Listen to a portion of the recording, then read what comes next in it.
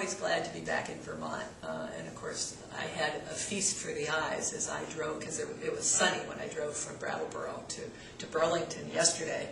And I'm always glad to be in the community that was ranked #1 as a place to raise a family by Children's Health Magazine, and all the green awards you get. It's just so refreshing. I think Vermont is one of the states that if I could, I would live in.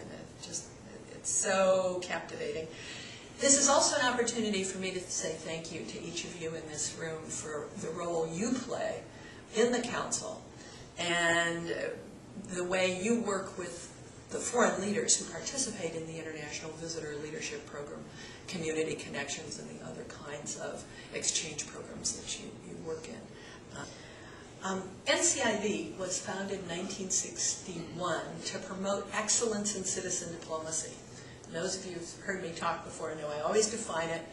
Citizen diplomacy is the idea that the individual citizen has the responsibility to help shape foreign relations, one handshake at a time.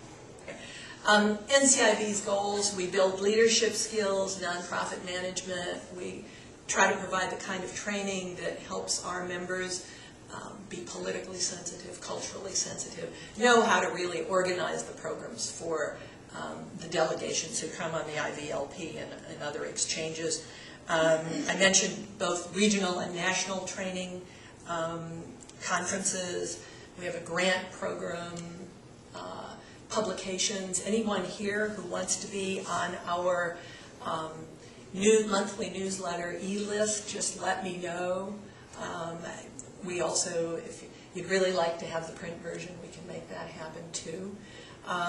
And one of the things we do at the national level is engage in advocacy. We try to make that line item in the State Department's budget for international educational and cultural exchange increase. That's what funds the IVLP, that's what funds Fulbright, and some of the other programs. I always like to tell my Pony Express ad comparison, because that's, or analogy, because that's what I think is the common motivation of our volunteers. And some of you, I don't know if I have any American history folks who know the original ad, recruiting Pony Express riders, but it went like this: wanted young, wiry, skinny fellows under the age of 18, must be expert riders willing to risk death daily. Wages, $25 per week, which was pretty good in 1860. Orphans preferred. Okay. Now, I've rewritten this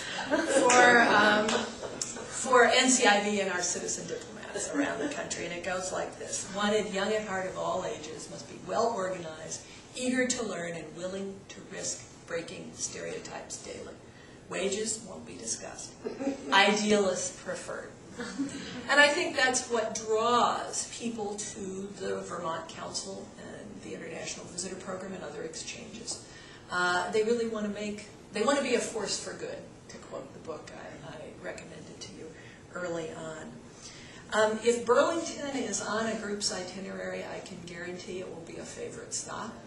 I think that's in part because of the emphasis you've placed on home hospitality, getting people in homes. There's nothing more important than that.